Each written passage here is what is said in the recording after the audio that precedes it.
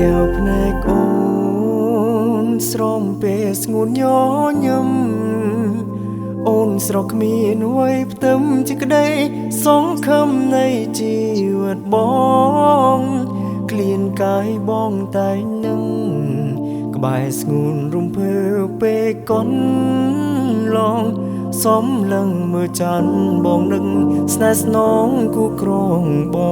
ងអើយទូមេឃដែលបំបែកក៏យើងឆ្ងាយគ្នាខ្សែជីវិតក៏សូវជួបអូនឲ្យបានស្មាថែកលយានសំប្រានក៏បងមិនស្ដាយអរគុណដល់និស្ស័យដែលឲ្យរូបស្រីជាគូនឹងបងប្រកល់ជីវិតដួងចិនឲ្យបងគ្រប់គ្រងរាសាអូនគឺជាកែវភ្នែកអូនម្នាក់ដែលចិន